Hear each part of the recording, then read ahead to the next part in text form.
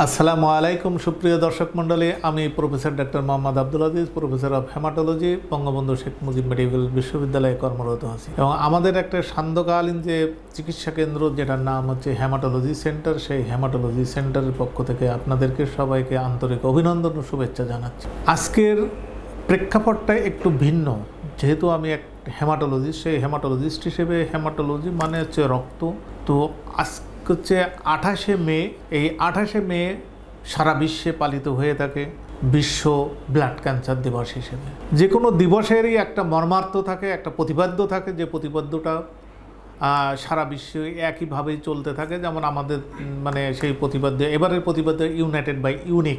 এই United by unique actually যে blood ক্যান্সারের যে চিকিৎসা, সেই চিকিৎসাটা এতটা ব্যয়বহুল বা এতটা শ্রমঘন আর কি, বা এতগুলো ইনভলভমেন্ট আছে, তার জন্যে ইউনাইটেড খুব জরুরি আর কি। যেমন মনে করেন যে কথার কথা, আমি একটা ব্লাড ক্যান্সার প্রথমে কেমন করে আমরা বুঝে থাকি আর কি।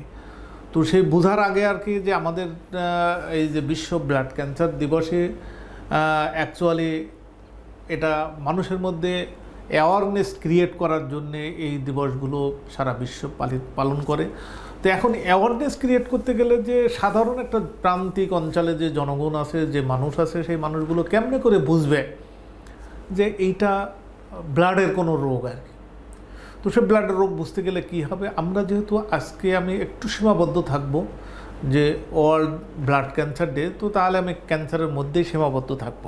তো একটি ক্যান্সার আমরা তখনই বলি আর কি, বিশেষ করে স্বাভাবিকভাবে, এর জন্য খুব বড় ধরনের বিজ্ঞানও পড়ার দরকার নাই, যে ক্যান্সার যে কোনো একটা অস্বাভাবিকভাবে কোনো কিছু যদি বাড়তে থাকে আর কি।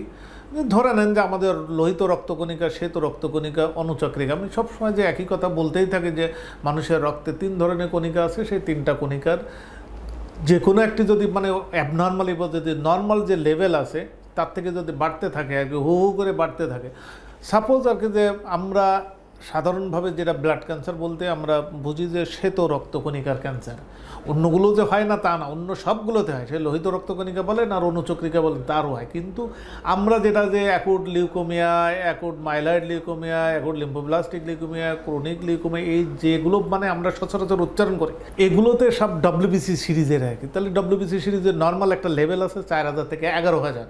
তো এইটা যখন দেখা যায় যে এটা অ্যাবনর্মালি গাণিতিক হারে বাড়তে থাকে, যে 11000টা সেটা 22000 হয়ে গেলে, 22 দুগুণে 44,000, 44 দুগুণে 88,000, এরকম 3-4 লাখ পর্যন্ত চলে যেতে পারে। তার মানে কোথায় ছিল সে ছিল হচ্ছে 4 থেকে 11,000-এর মধ্যে, সে চলে যাচ্ছে এরকম 4 থেকে 5 লাখের মধ্যে আর কি। তো এইরকম যখন গাণিতিক হারে যখন বাড়তে থাকে, তখন আমরা তাকে ব্লাড ক্যান্সার হয়েছে এটা আমরা সবসময় মাথার মধ্যে ঢোকাই আর কি।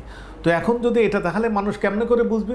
এটা তো আপনি তো আছে এরকম টেস্টের কথা বললেন, কিন্তু তাহলে আমরা সাধারণ মানুষ কেমনে করে বুঝবো? তো সাধারণ মানুষ বোঝার জন্যও বা খুব সহজেই বুঝতে পারবেন যে একটা সাপোজ ধরেন আমরা এই ঘরের মধ্যে, আমার এই ঘরের মধ্যে 8x8 একটা ঘর আমি আছি, এর মধ্যে মনে করেন যে 30 থেকে 30 জন লোক আমি হয়তো এর মধ্যে ঢোকাতে পারি।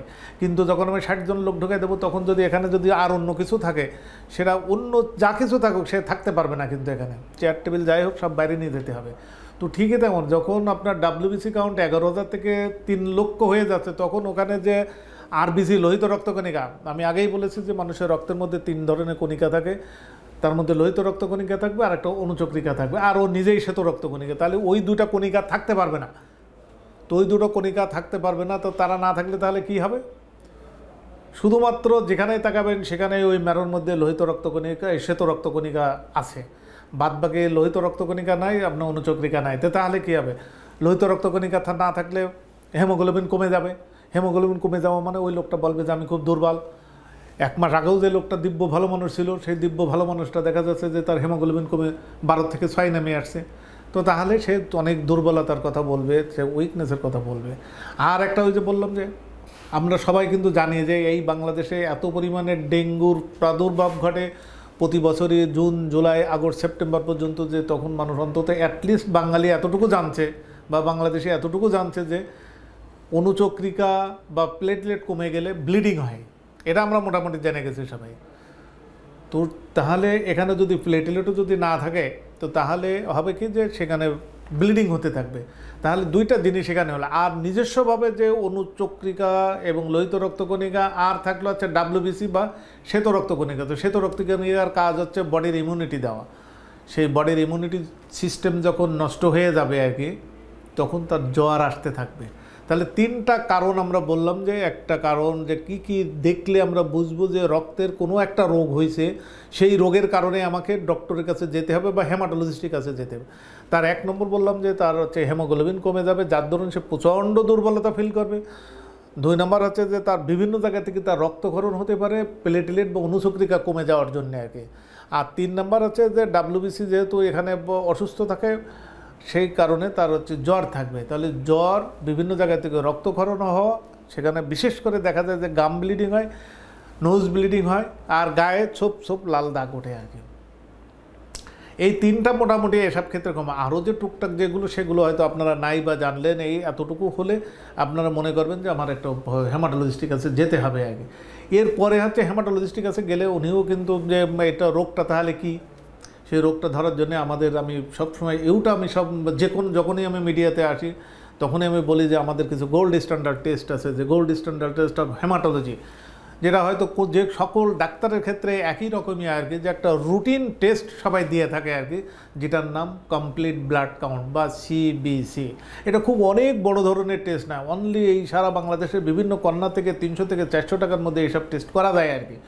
এইখানে করলে আমি অ্যাবনর্মালিটিগুলো বললাম, যে ডাব্লিউবিসির কাউন্ট অস্বাভাবিকভাবে বেড়ে যায়, প্লেটলেট অস্বাভাবিকভাবে কমে যায়, হেমোগ্লোবিন অস্বাভাবিকভাবে ডাউন করে, এগুলো এই সিবিসির মধ্যে আপনি পেয়ে যাবেন। এখান থেকে আমরা বুঝতে পারি যে আমার মনে হয় যে আরও একটু অ্যাডভান্স কিছু টেস্ট করতে হবে। সেই অ্যাডভান্স টেস্টটা হচ্ছে, যেহেতু হেমাটোলজি আপনারা এওটা জানেন যে হেমাটোলজি টেস্ট করে বোন ম্যারো অ্যাসপিরেশন টেস্ট বা বোন ম্যারো এক্সামিনেশন টেস্ট। এই বোন ম্যারো এক্সামিনেশন টেস্ট যখনই আমরা করে ফেলি আর কি, তখনই তার রোগটা মোটামুটি 100% আমরা কনফার্ম করে ফেলি। তো এখন কথা হলো যে আমি এখানে তাহলে কি, আমি ওই প্রত্যন্ত অঞ্চলে বসে আমি যে বুঝবোটা কি, কীভাবে আমি এই রোগটা বুঝবো? আর তারপরে আমরা টেস্ট করে বলে ফেললাম যে এটা একটা ব্লাড ক্যান্সারের মতো একটা ডিজিজ হতে পারে। এখন এই ডিজিজের যে চিকিৎসা, এইখানে হচ্ছে এই যে আমাদের বছরের যে 2025 সালের যে ওয়ার্ল্ড ব্লাড ক্যান্সার ডের যে প্রতিপাদ্য, সেখানে বলা আছে যে ইউনাইটেড বাই ইউনিক। আসলে এই যে ইউনিটি বা ঐক্য বা সাম্যতা বা ভ্রাতৃত্ব যাই বলেন, এই জায়গাতেই দরকার আগে। একটা ক্যান্সারের চিকিৎসা করার জন্য 3টা অংশ লাগে। একটা হচ্ছে সংশ্লিষ্ট যারা অ্যাফেক্টেড সেই পারসন, সাথে একজন ডাক্তার লাগে, আর সাথে লাগে হচ্ছে আমাদের যে ওষুধের অ্যাভেলেবিলিটিটা আর কি। 3টা পক্ষ লাগে সবসময়। তো এখন এই 3টা পক্ষ যদি কোনোটাই যদি একটা কমতি থাকে, আপনি কোনোভাবে এই রোগের চিকিৎসা করতে পারবেন না আর কি। এই জন্যে সকল এই যে সমাজের যে বিত্তবান টাকা, অনেক সময় ক্যান্সারের চিকিৎসার জন্য হয়তো সবসময় সব ওষুধ পাওয়া যায় না, আবার সবসময় দেখা যায় যে আমাদের যে ব্লাড প্রোডাক্ট লাগে অনেক, সেটা পাওয়া যায় না। এই জন্য সবাইকে সহমর্মিতা নিয়ে ইউনাইটেডলি একটি রোগী যখন একটা ডায়াগনোসিস হয়, তখন সবাইকে ইউনাইটেডলি আসতে হয় চিকিৎসার কারণে। এখন কথা হলো যে এই রোগের তো চিকিৎসা আমরা আগে থেকে, আমি এই হেমাটোলজিতে প্রায় 40 বছর ধরেই আমি আছি। তো আজ থেকে 15-20 বছর আগেও আমাদের এই দেশে সকল ধরনের অ্যান্টি ক্যান্সার ড্রাগ পাওয়া যেত না। আল্লাহর অশেষ কৃপায় আমরা এই দেশে বসেই এখন প্রায় 100% অ্যান্টি ক্যান্সার ড্রাগ পেয়ে থাকে আমাদের বিভিন্ন ধরনের ওষুধ কোম্পানির কল্যাণে। তো তাহলে কি হলো, এখন এই কল্যাণ যেটা ওষুধ সবই পাচ্ছে আর কি, কিন্তু ওষুধের তো দাম তো আকাশ ছোঁয়া থাকে আর কি। তাহলে এখানে আর কি যে আমি ওই যে বলছি না যে ইউনাইটেড হতে হবে সবাইকে, সরকারকেও এখানে আসতে, সমাজ যেমন আগায় আসবে সরকারকেও তেমন এগিয়ে আসতে হবে।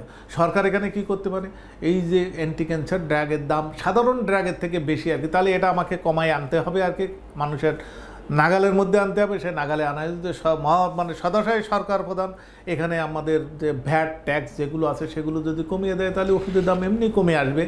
তো তাহলে এই বছরের প্রতিপাদ্য আমি মনে করি যথার্থভাবেই করা হয়েছে, ইউনাইটেড বাই ইউনিক। আমরা যদি এইরকম একটা যদি মরণ ব্যাধিকে যদি সবাই যদি সম্মিলিতভাবে যদি প্রচেষ্টা চালাইতে, তাহলে আমি মনে করি যে আমাদের এই যে রোগীগুলো, বিশেষ করে যে আমাদের হেমাটোলজিক্যাল ডিজিজের যে ক্যান্সারগুলো, সেই ক্যান্সারগুলো সবার পক্ষে চিকিৎসা করাটা সহজ হবে। এবং আমি মনে করি যে সেই হিসাবে এবারের থিমটা যথার্থ হয়েছে। তাই আসুন আমরা সবাই সম্মিলিতভাবে সবাইকে চিকিৎসা আর জন্যে সবাই এগিয়ে আসি, সবাইকে সাহায্য করি। এবং এই কথাটা বলার জন্যেই এবং এই অ্যাওয়ারনেসটা সৃষ্টি করার জন্যেই আমার আজকে আপনাদের সামনে আসা। আমি আশা করি যে আপনারা যদি এতে কিছুটা উপকার পেয়ে থাকেন বা কৃতার্থ, আমার দিক থেকে আমি কৃতার্থ হব। আপনারা সবাই ভালো থাকুন, আপনারা সুস্থ থাকুন। দেখা হবে অন্য আরেকটি এপিসোডে। ততদিন পর্যন্ত আপনারা সবাই সুস্থ থাকুন।